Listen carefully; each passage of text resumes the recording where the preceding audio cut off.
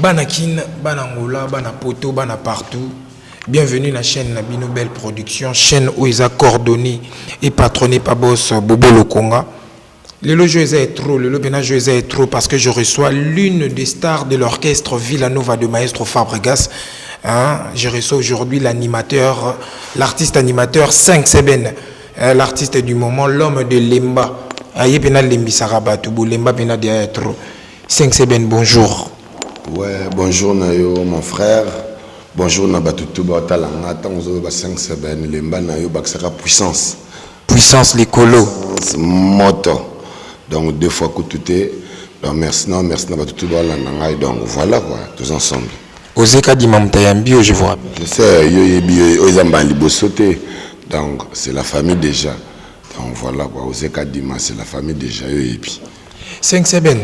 Boni masolo confinement il est les bino ndenge ni bino ba musicien, comment vous avez vécu le confinement net personnellement yo lesquels yo na distraction mais lesquels yo na travail maestro Pazaki na poto kuna tisiko même.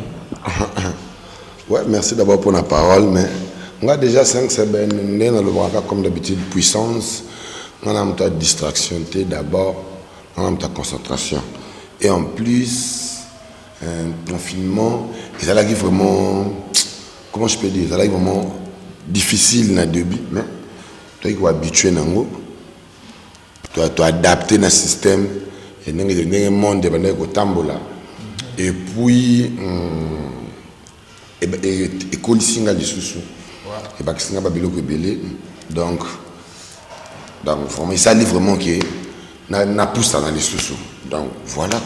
C'est un peu ça. C'est un peu ça. Alors 5 Seben, Boni Basolo, Boni Basangoya, il y a l'album du maître, Boni Basangoya, il y a Cible.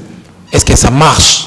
Cible, ils ont marché très bien, prévané, font déjà ma Makambu, donc présentation nationale de Batouba Landabiso, présentation officielle, il y a album, il y a maître, Cible, mise à jour, on a l'intervenant dans 2 génériques.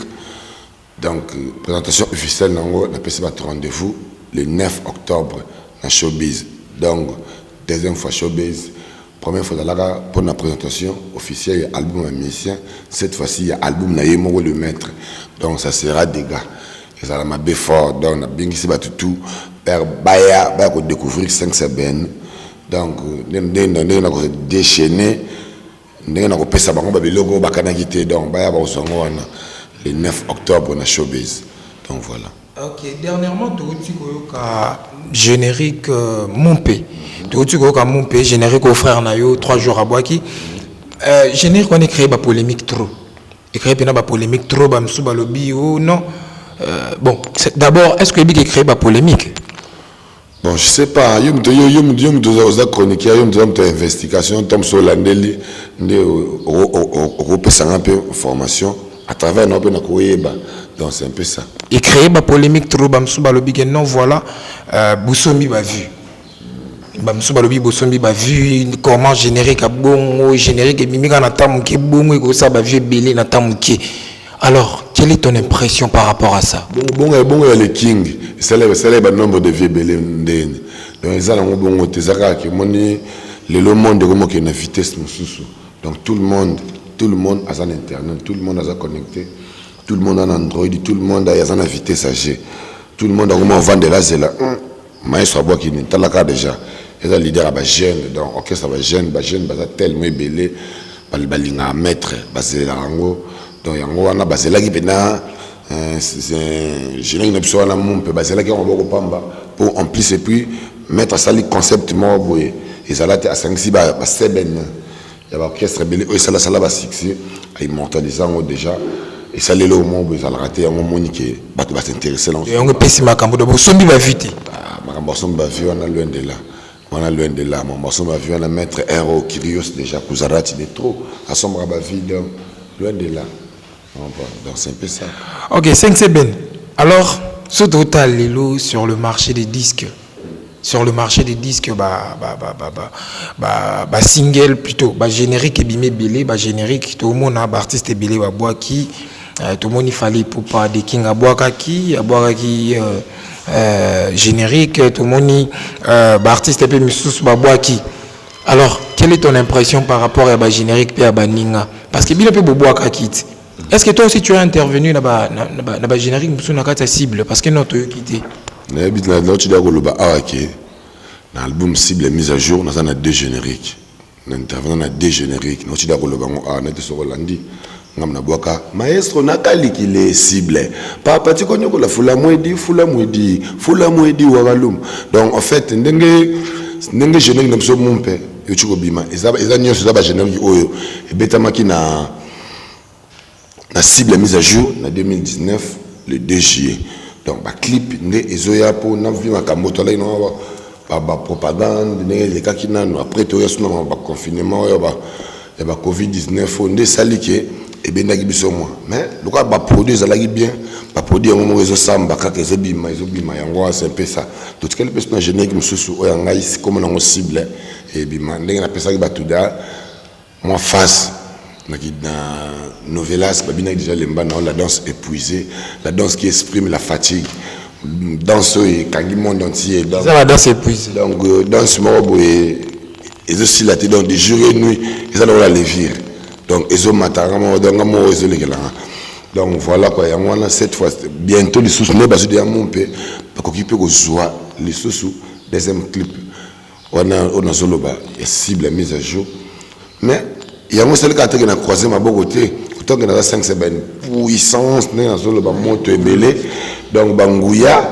cette fois-ci le maître après ça sous chance il y a générique à Mobimba les sous songa moko donc titre na merci wana album na biso c'est ce que makambe fandi c'est comme makambe fandi na album na biso on met après ça générique à Mobimba à part wana personne na na featuring na yemo le maître na album na urbaine donc base là na décembre base là na bin ça sous tout le monde né na mesana ko binisa mo mesana donc 5 ben apparemment net na mona ba surprise belé babilo ko ze belé pour comme tant na zone ba moto parce que c'est na yebi nini za katinanga na yebi pena na zana simananga tant que maître za liboso pe simananga na mo katinanga sko nguya puissance ndizo sala moto donc des fois ko tout fais-nous quelque chose te na kata cible ou bokeli biso nini parce que na nouvelle date ozwaki lemba parce que na kata cible générique on a cible oyo robima générique mangam na boka et maestro nakali qu'il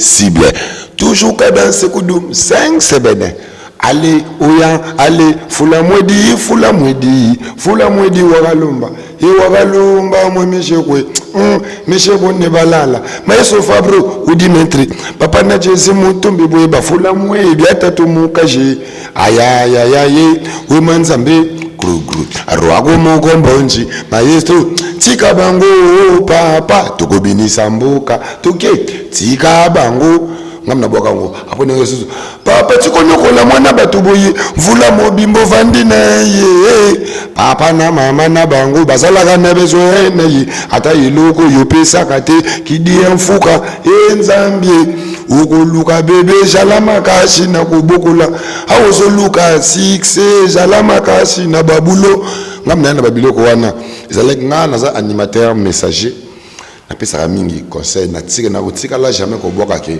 chéri nanga salanga boye zongi sa boye tete wana obita flash banda ninga be mususu nazoloba na makam nazolobela makambo yanga eza respect mingi na ba mama o babota na biso ba tantine na biso ba ndeko na biso donc na ko jamais ko s'inspirer na nzoto na bango jamais on s'inspire mingi na nature donc yango wana c'est un peu ça cette fois-ci c'est quoi ba robina ba kive ba fula mpepe ba robina ba satanzo elo kanga kangi poto na minute ne bimité satanzo ko sayo a chon erreur satan ko so chon erreur yo sambela so za presse kende yo moko yo sambela na sambela te mutuniza lisasi ta 5-7 na sambela te poani bo yo sambela te nga tuni no yo ngamna tuna question répondre ngape ngam na tuna ba question awati yo tuna nga question ande nous ala rabo musoina ma mission na balo baté batuna te bino kaka ga obolingi 5-7 bon parlons-en toki ba générique ta baninga ba boaki bina fila boaka générique est-ce que ça te dérange son longtemps ba combo non même pas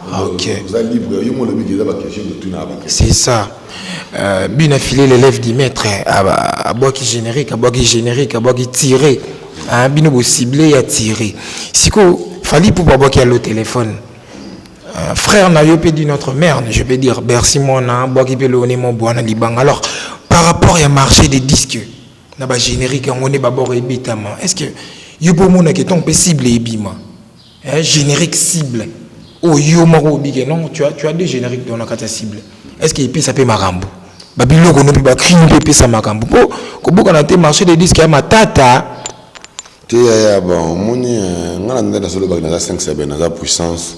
Donc avant ngana bima. Hein? Avant. Yo ka bien message.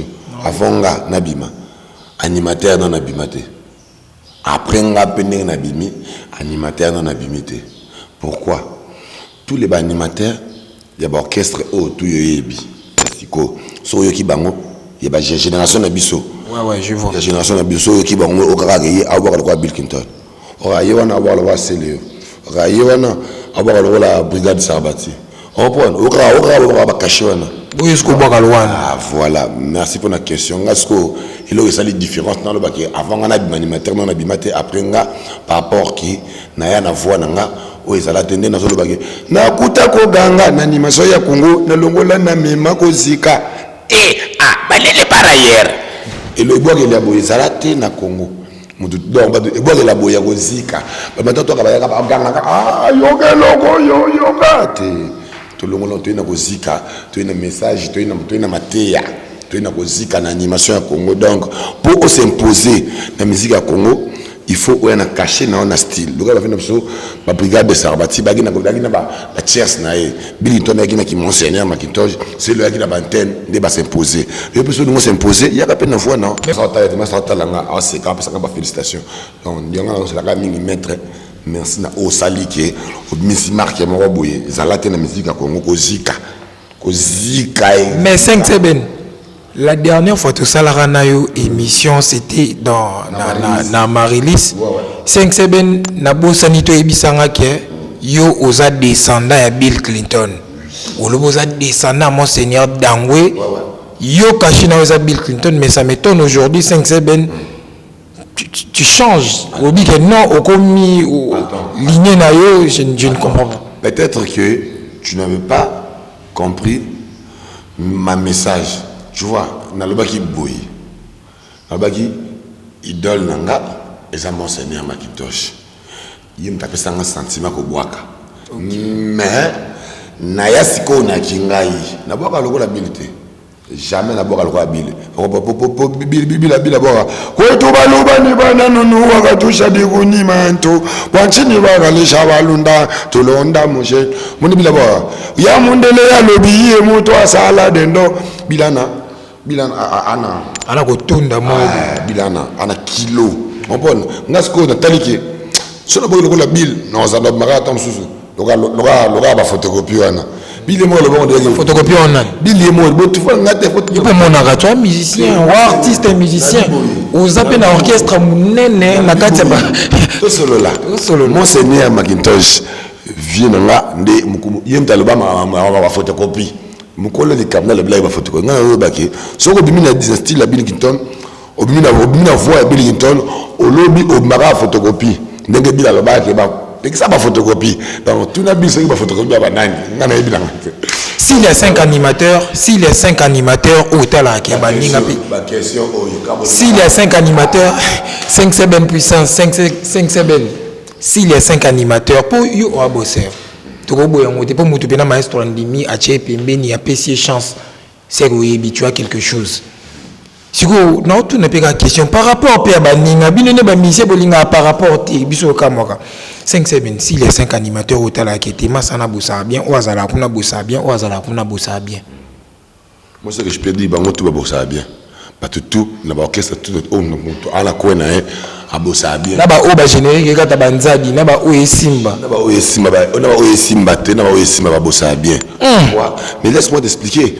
Ce que Monique animateur tant c'est que baba animateur sur générique qui va générer katabanzadi et quand on soit animateur et quand on soit bala pour programme marketing bala pour ma promotion bala pour ma booster ou soit ba crise kala bon non pas la première ba crise kala au gros ça moni tant donc on toujours monter sur ton à côté studio on va ce qu'on a le sérieux tant dans un temps à côté studio à ce pas mission dit na bandia ils allaient sur 500 séance mon quoi là $500 donc sur mutu bossa attend sur 4 séances pour bosser la son ils allaient blague tu vois ce que mutu ensuite on a à disposer on peut même bien mission pour que ça la c'est bossa aibi que bossa pas blague c'est pas aibi que ça là on peut ça là peut simba mais et arrivé sur le terrain il commis client fan bien on a donné na bango dépendance d'un artiste tu vois c'est ce qu'il faut dans le marketing ma casse promotion ma casse ma management a bien tu vois les ça là qui œuvre que ne liboso ça pour me dire que ninga siko déjà mon père benako na 5 c'est une puissance non plus fort que moi je sais pas na moneti maestro fou la bini à tour parce que na mon père a fouli bena 3 jours a fouli 3 jours après c'est une chance à boire à créer belé c'est que yo pesa la matata ils la matata ndeni mais so da fulo fulanga na toda boire da novelat na boire da lemba na yo non boire ba avant de commencer je vais d'abord parler en langue comme les pasteurs congolais toujours quand on y va 1 2 3 4 rondo ko bishiki bida imana ka bunda na tikini yo so na boire même boire kende liboso ya lemba sikoyo toki ko forcer lemba na yo izaba ni lemba na yo so ko vanda na yo yango to vandi so ko lala to lala kate lemba ça danse boy donc ngam na boki ngo déjà et puis mon père na lemba et ça na même album donc ça tamba tout partout moi-même j'ai eu la chance d'intervenir na 2 génériques frère na ngapé Air Force One aboki mon père pas intervenir na 2 génériques na ngwana mon père chobima intervenir na générique à frère na biso rouge à lèvres à Niamey Ken donc c'est un peu ça ils a qui nous sur les album cible.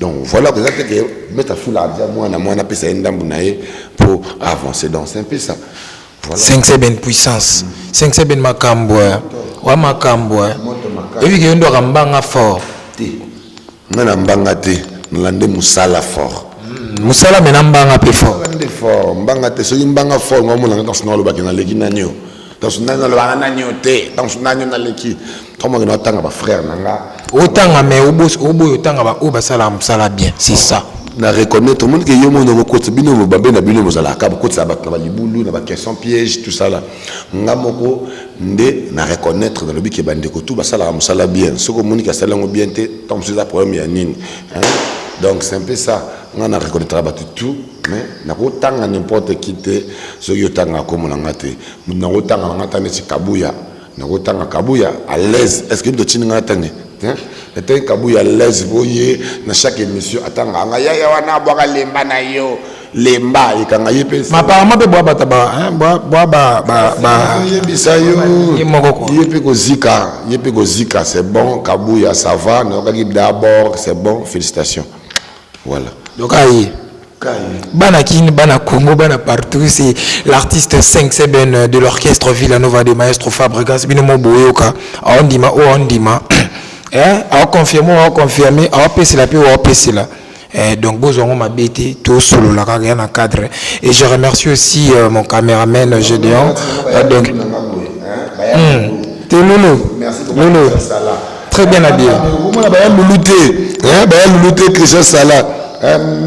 Papa discours donc autre grâce à Moussala baya lulu boy na makolo papa discours on pon baya Philippe ya donc on a ça mbongo bon mbongo mais ça va na maître donc LKL déjà l'écolo donc ce que mon a boy zangolo beti baya lulu na beti baya Philippe baya discours na beti baya Philippe plein na wa ngolo nzambe merci beaucoup d'ailleurs Christian Salah que ça la social bonne ça la coli wana ngaka ça la bien na bosse un peu souté Gucci Mall balobi Gucci Mall la bière de l'X international États-Unis Canada confirmé sapo de Palaisie sur le fundi mutaleki batu tout na poto na rolata sapo de Palaisie junior ya la puissance oya Ishaline na bosante ya Tino Kabala t'entends tout ça des millions de garçons on a pas oyanga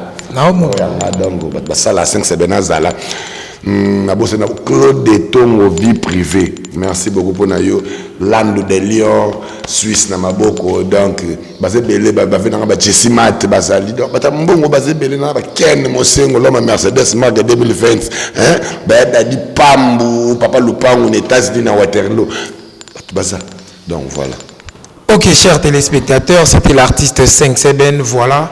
a fixé les biso kaka a pesi biso précision par rapport à la sortie officielle de l'album du maître et pardon son article on a mabé base la biso en 2021 hein, le 13 mars 2021 hein, comme un papillon comme maman na bikufwe mamoka mwena mushindwe meso Fabre merci kisa lokache ba wangana ba mwena mamu awatoki comme un papillon nakende na poto papillon nzambi ana naviguer esina fungo la connexion ya kobinisa mbuku yu tala ndenge na komi ko chachi awa na musique ya Congo to naviguer Villa Nova Toké donc 2021 le 13 mars parce que c'est la France hein Toya France Toya en 2021 qui n'est venu bêta France donc Villa Nova au grand complet avec lui-même le maître donc 5 c'est Beno P inchallah ce qui nous a battu le bisoto kutana donc voilà puissance. Ok, chers téléspectateurs, merci. C'était l'artiste 5 Seben et moi, votre journaliste Osé Kadima. C'est aussi la beauté pour le bloc à cible. Oh, mais yo, moi, merci. Te bloc à merci. Non, non, bon, qui a monté. Et nous sommes bon, 10 minutes, ça pamba. 5 Seben puissance, 5 Seben puissance. Non, non, bon, qui va Christelle Bol à la parité. Non, non, bon, qui va mère, non, Vicky Bota la té, non, non, bon, qui va les mangas tout sauté, bah, Jike Bukanga té, non, bon, qui va monter, Nzambe, Nangaï. Toke na funga moi chambre muki. Bon, bloc à cible, et t'as qu'à boba. Babi tout en anglais. Tout le monde que la bino na anglais makamazo lobama ezoyokana ba uzalokola ba I wanna see you happy because you are my wife ale move your baby ale move your popote I thank you so much thank you papa thank you oh my Israel so Jesus say nobody thanks no toke allez thank you nobody na Israel thank you nobody toke c'est bien na bien bon robe na sentir ga feeling mais est-ce que mambolo ba oui bien mon pena nzambe na ngai ce qui na ba itana ngala sala mote dino bakage obendio telemete ya me fula mu pepe ya allez ça dans au conseil nini auchonere allez vous appréciez kende yo moko maestro qui veut moi qui veut danser comme ça Villa Nova qui veut voyager moi si amana ndenge na yo toke si amana dembe wana biloko koya to si amana to bilisa 5 Seben puissance voilà voilà quand c'est mo comprendre que puissance yo na zo lo besusu awa mukento vindu ntapa la wandombi o mayesto va mupembe sege mshimba nkwe ya saramoke ale mono nzala la wande ya mama biondo to fata sa musique na se tobina wa 5 Seben puissance 5 Seben vite fait quelques dédicaces yo yebi na cadre quelques dédicaces par opposant ici banini au complété yo yebi kakata na bosanité architecte Junior Tumwaka architecte intelligent Junior Tumwaka na bosanité Emmanuel Tumwaka yo pe yangwana na bosanité société Djibril mon ami Djibril yo pe yangwana donc batanga bosama Glody Kalamba MC Braza mon pote ya yo pe yangwana na bosanité société Ismaël Sindani merci beaucoup pour na yo Ismaël Sindani Julien Liwala papa du Squared Babilambe Belé Lévis quitté garçon de l'Inde très compliqué ya yo pe yangwana Abigail Minaïj Motema toujours ya Deborah Nzale ya yangwana ya Nathalie Loko na Bruxelles prophète Eugène Ejiba Motona Nzambe mabondele belé 5 Seben na yeyo kotikate quand to solaki donc bato tellement belé baleki belé ce qui n'a pas yoté c'est que aux unis iwai mais ce qui n'attendit yoté c'est que bato ko boka c'est que bato ko boka c'est que va solo là maman na Nzambe na funga la téléphone baleki belé tellement belé déjà là je salue aussi Bananio surtout à Paris je vois mon pote Guy Fouet en direct de Paris je salue Bananio surtout à Allemagne je vois ma sœur Mireille Ndila Tonton Sousa, les minots garçons de Londres. Un papa follow le collé 243. Et les la coco. eyokani banangola nyonso to bambote na bino mon boss Bobo Lokonga en direct de Kabinda. Je salue tout le monde, le boss Ali Maïmona, je salue tout le monde, je salue toute la famille Kadima. Bambote na bino bene trop. Ya Pepe Makwala na maître Sibor, ya bino yango na maître Sibor, ya Pepe Makwala. Ah. C'est-à-dire que balege belé Balege belé baza moi trop. Qui trop wana, ya pour celle qui c'est une puissance. Moto donc des fois 5 semaines, rendez-vous à le 9 octobre, Binomo Boyoki, Villanova et ça là. Sortie officielle et album cible le 9 octobre, Bissoto Tokuta un espace showbuzz. Donc, ils appellent trop. Bambo Théâtre et Sika Bino Bozali, chers téléspectateurs, on se retrouve au prochain numéro. Bye.